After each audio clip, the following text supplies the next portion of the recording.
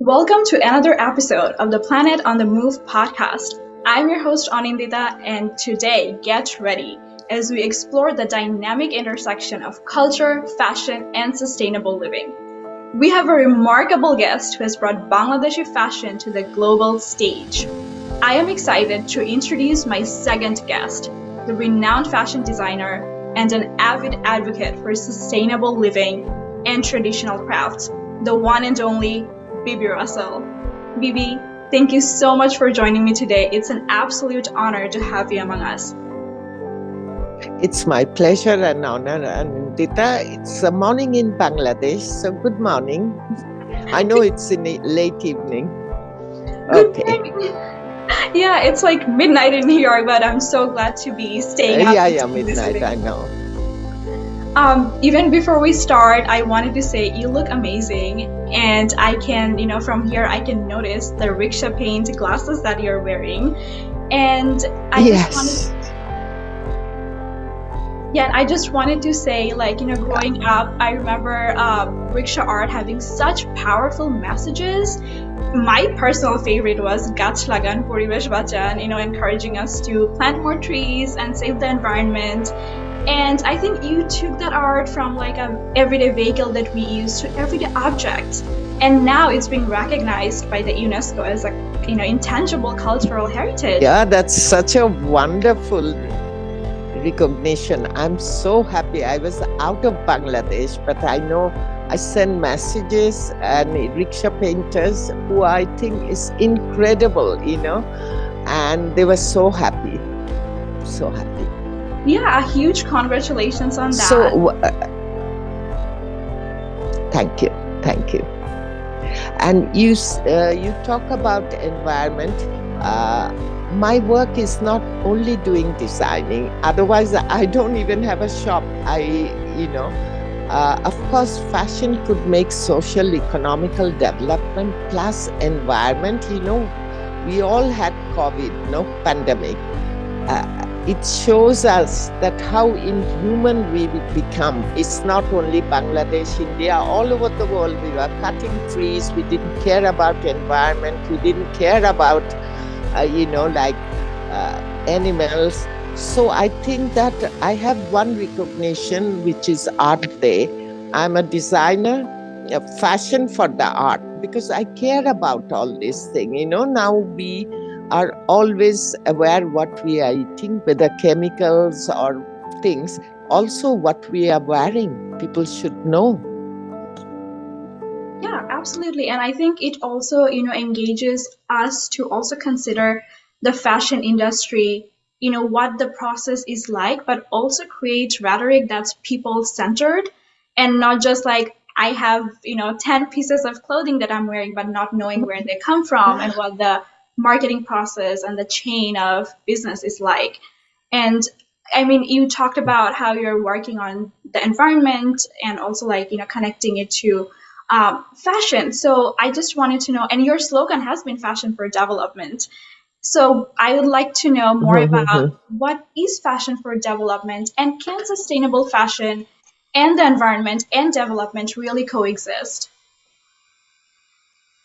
You see that I came back to Bangladesh 1994 because I spent around 30 years abroad, my education, my married life, then traveling around all over the world. But I realized that people ask me, you are from Bangladesh, that time you studied fashion, and then I did modeling and all this. So people had a lot of curiosity on me. If I had one bit of success, because I come from a country, people most of the time think we have flood, we have cyclone, people are poor. But my work is not to show the misery. I have seen this beauty which is in the villages. That's all over. Wherever I work in India, Latin America, Africa, I work with the village people. So I wanted to show the beauty lies on poverty. Okay. When I came back, 94, 95, that time Director General of UNESCO, who first person who believed on me, Federico Mayor, who was 12 years director of UNESCO. What all these agencies like UN, UNESCO, UNDP, all they want health and education. And he realized why I left everything. You know, when you are known, doing well, you want to stay in Europe because that, you know, I've been, they are the one who trained me everything. So I left everything, came back. I must have a vision. I must have something. And so I came back. My first program was in 96 at UNESCO headquarters in Paris, where all the people, now head of state, fashion world, Queen of Spain. Then I realized fashion for development, like every country, you need doctor, engineer, politician, but you need people like me too. None of us in 21st century could go naked. Even Bangladesh, my office is just in a commercial area, border of old Dhaka. Even someone goes naked, police will catch them. Okay, so that piece of cloth which you cover your pride, you can make social economical development. As I grew up, my childhood was in Bangladesh. You know, if you think of Bangladesh, go to all the museum, you see a piece of cloth which is called muslin.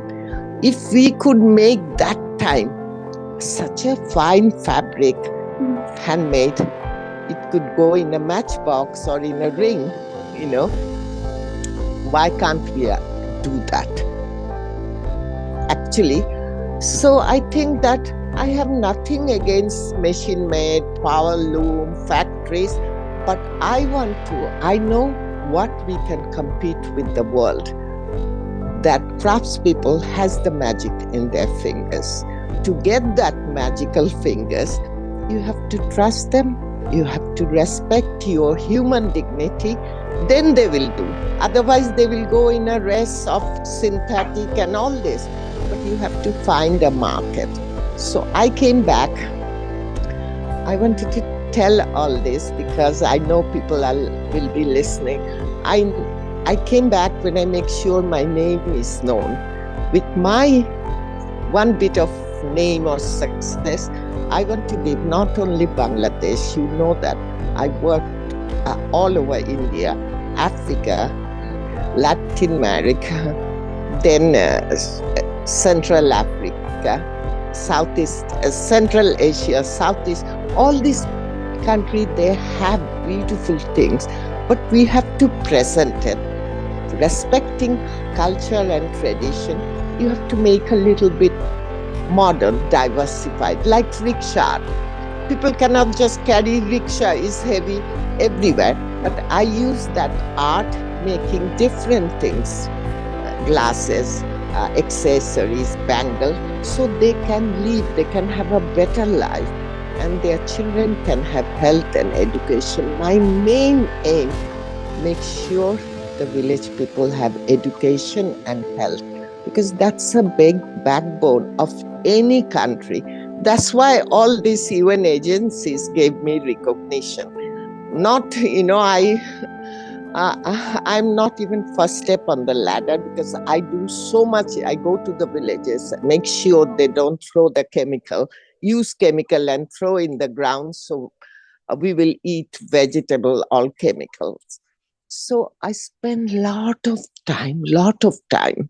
Like I finish, I will go again in India, in few days. But I tell you, if you are interviewing me, that means you are I'm talking, I'm the spokesperson of the craftspeople of the world. You are not giving me this honor. You are honoring all these people. Maybe they cannot come in front of you or speak, but I'm so grateful to you for this. And no, we are very much grateful to you, not just for giving us time. And you mentioned that we, in addition to doctors and engineers, we need people like you. And we are so grateful to have you in inspiring us and bringing, this all forms of traditional crafts into the global stage. And you were talking a little bit about like going back to India, and I think one article that really caught my eye was your work in a village in Rajasthan where you encourage women to take raw materials like grass and woods and make them into mobile phone covers and bangles and everyday use items. And I was very interested by that, using raw materials that are no longer used to create something for everyday use in modern living. So I would love to know more about that project. Uh, you know, Bangladesh, even India, we are 6 seasons. We have a rainy season, monsoon, and you have lot of drainage. What they do, they throw away papers, plastic, and all these things. No, so what happens sometimes when it's rain, heavy rain, you see all the roads are flooded. Mhm. So I started to do uh, master myself doing recycle and upcycle. You see, a lot of things. Newspaper. We have a lot of newspaper. People are reading, throwing, or they're selling. In a bulk. So a portion of mine bestseller is rickshaw art recycle stuff because I start to do. You see, I want to tell you, I did my fashion studies in London. So, if you write English, Bangla, or French, Italian, you need to know the grammar, not copying something. So, I have learned the grammar of fashion. If you know how to write English, you don't need a gold pen or a Mont Blanc. You can just write because you know the grammar. That is what I try to tell the young generation who are the future. Use the thing, reuse the thing, not wait for like few years ago, 5, 6 years. It's very much in fashion now, upcycling. Yeah. But I know you are Bengali. So you see, I have seen from my childhood, my grandmother, old saris to make nokshi katha. That's upcycling. I keep telling all these big seminars, we've been doing that since ages. Katha is actually the old clothes. Then we had one of our very famous writer, Joshimuddin, he wrote a Nokshi Kathar Mat. But now it's upcycling. If you write, even we write, these are all upcycling, So it's all in fashion. They wait for something. But if you think all is coming from our part of the world, but we didn't give the name. So I am there to speak about it. So see that you never throw away a thing, you use it,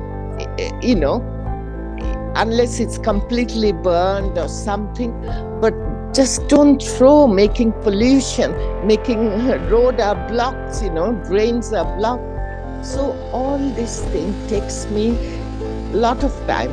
Designing is very little because that's come very easily because that's what I study. But other things to make them aware of, please care about your surrounding, care about the health of the kids, give them education. That takes me a lot of time. Yeah, I think when we were just speaking about how we used to use our moms and yes, grandmother's saris, it took me back to those days. Yes, I'm sure you have seen it. Yeah. You have seen it. And Being those are Bengali, it's a part of our life, Katha. A child is born, we didn't put in the quilt now. Oh, Katha. But now Katha is like, but no one speak about, that's upcycling, real one. But we do now changes, modern, new clothes. But the original Katha is from old saris, old piece of cloth.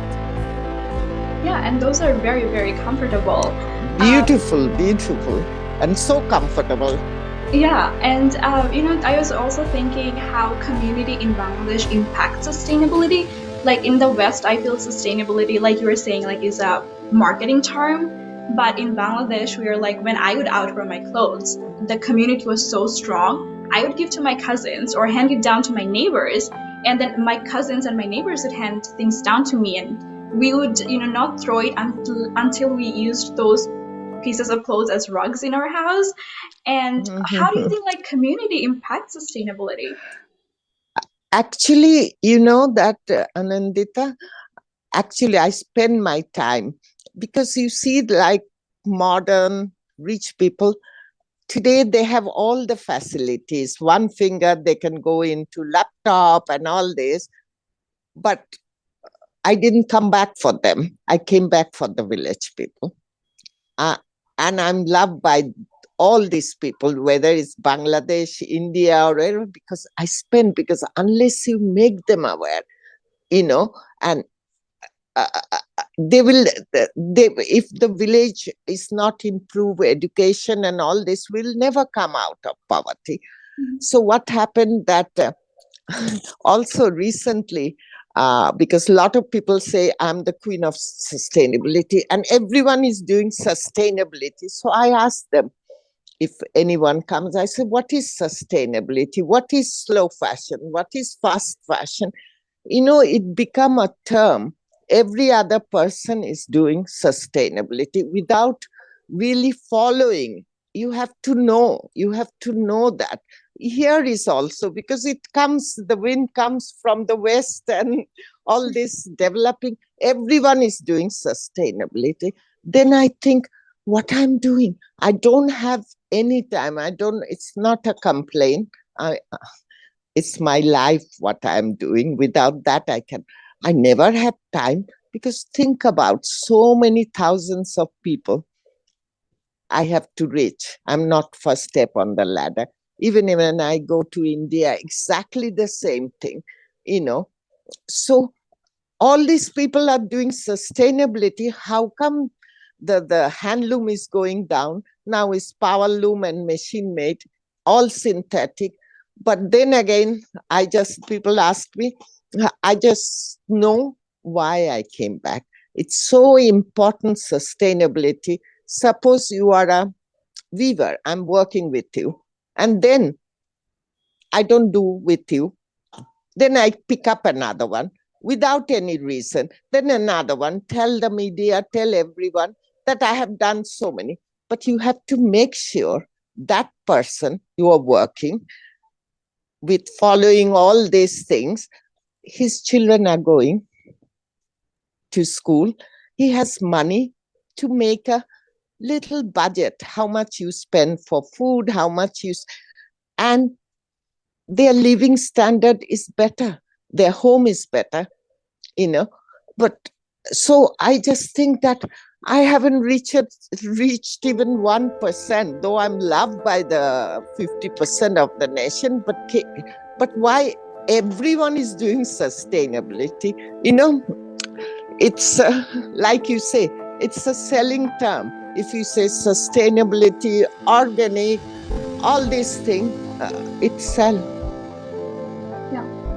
And a lot of like fast fashion brands like H&M, Zara are obviously pushing consumers, saying they care about sustainability and conscious fashion, and the consumers don't even know what's happening behind the scenes and how laborers are exploited, in Bangladesh. Going back to your point when you mentioned that there are 6 seasons in Bangladesh and India, and how seasons impact our lives as well, in addition to fashion. With the climate crisis, the seasons are shifting, floods are increasing, and those are also impacting like our traditional crafts. So have you like experienced that, or are you anticipating anything that's going to happen in the future? That's a very important question. When I came back 94, I used to know that like from November till February, it's a dry season, because it's a winter, not like winter in where you are staying in America or Europe. Then rainy season, it will be rainy, like 3 months. So you plan your thing. But now with climate change, we hardly have rainy season rain. We have, we have winter. Now it's January. Usually October there is something. Today you see I'm putting a shawl on because it's cold. But 2 days ago it was so hot, I was going around wearing sleeveless top. So climate change is it's affecting us too. So you cannot you cannot plan that you will do these 3 months, because any fabric you dye, you need the proper sun, for at least 3 days, strong sun. Otherwise, if you leave it rainy, it's leaving inside, it makes a dam and it's smell, all these things. So climate change is a very big issue in our part of the world. You never know when is rain coming. Like rain, usually June, July, August. But this year it's more rain we had in September, October. Yeah, and especially like I have heard all the news and seen all the videos of my hometown of Sylhet being flooded and how it's impacting not just agriculture, and I know everything relates in relation to the fashion industry as well. And we are getting towards the end of our podcast, and I wanted to ask you if you have, you have inspired so many young fashion designers in Bangladesh and abroad to create and use their traditional crafts and bring it to the global market, but also explain what really sustainable means and not just greenwashing. And I personally am so inspired by you, and I really, really, try to use you as an example when I'm talking about sustainable fashion. So I wanted to ask you if you have any advice for those in the fashion industry who wants to come to the fashion industry, and also for the people, the consumers in Bangladesh and abroad, or what can government officials in general do to make sure that consumers are aware and fashion designers and local artisans are getting the support and resources they need? You see, Anandita, there is a connectivity problem. See, I, because study abroad and I still connected, though I don't have time holidays, but connect with, I'm a fellow from London Art University. So I get all the information, what you have to do. They don't know these are the colors. You don't know changes. I really never change. I really respect tradition and culture. But being a Bengali girl, I cannot make everyone wearing saris, but you can use the fabric, make it diversified thing, what is today wanting. But as I told you before, if you know the grammar of English, you don't have to have a Mont Blanc. You can write in any pen. As I learned the grammar of fashion, I have no problem making a beautiful tunic or a simple thing from those fabrics. So you have to know. You cannot just have globally always like we have yellow, red, and shocking pink. They want some pastel colors. They want something. These are the things. I give them information. They can do it, but they have to see. They question you, the craftsman. Are you sure apple green will sell? Can we make the flag green, bottle green? They are used to. But what I'm doing, every bit come from the village. But they are learning. It's still a long way. And today, as I told you, you are young. Young generation are the future. Maybe your mother wore, grandmother wore sari all the time. You don't wear every day because you need to go out, you need to travel, you need to be useful. But you can wear this handloom fabric. You can look smart wearing something that, as a designer, we have to do. Another thing, like that we hardly make ready to wear. We just made very expensive, only maybe the star and all these celebrity clothes. But even a normal, I grew up in Europe, a normal, ordinary person wants to look smart, want to wear something nice. So I make fashion for everyone ready to wear, because these are the people maximum. When they're going out, would wear something. When they go to college, will wear something. So I think it's our duty to make things for the people, not only, when you see the shows of big designer abroad, you see they are not only making langa or making 1,000, like ready to wear the last outfit. These are the thing. What I do, I make fashion. And fashion is a culture, it's a necessity. You live in New York. Of course, I live abroad. You might wear a jeans and a t-shirt and go around, running around, going to your work. But you don't look like somehow people can understand you have an ethnic touch. You see your culture and why it's necessity. Like we learn when we were childhood, food, clothing, shelter. For me, clothing come number one. When I go in the villages, sometimes like hot season, I don't want to, maybe I could stay without eating, because I don't like, but I cannot stay naked going around 5 minutes.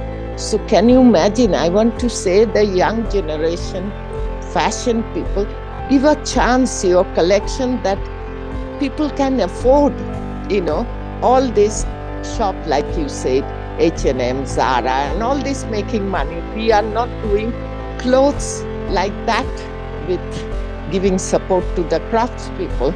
As they think only wearing that they will look nice. How they know that you might do something like that using local? My USP is like when I go to India, I don't take things from Bangladesh. I see what is local ingredient. So suppose they earn 10 rupees. 10 rupees stays in the country, not going out. So that is what the benefited the people who are making. Is it okay? Yes. I answer you correct? Okay. Yes, it's an amazing. But anyway, you look nice. I noticed you were wearing a Nokshikata embroidery. I was just going to mention that, it's a top. Yeah, I noticed. First thing I noticed your face, your beautiful smile, and that it goes my eyes like that.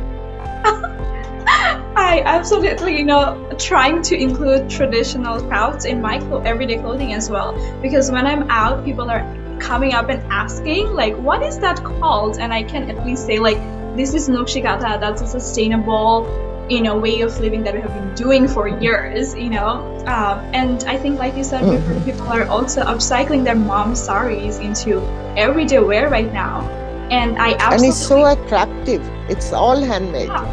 Yeah. And so we are just cutting down the carbon footprint in just making sure it's handmade, it's sustainable, we're upcycling all that. Loving the mix. I absolutely love the mix of style and sustainability that you create. And absolutely, mix and match is always good. Good. Yeah, and I think okay, go on. And I think you are one of the fashion designer who, in addition to it being just Bangladesh known as made in Bangladesh, you have created this label as well. Created in Bangladesh, designed in Bangladesh. And, we are so proud of you, and I'm so grateful to have you in the podcast. Thank you so much for joining me today and talking. Thank you.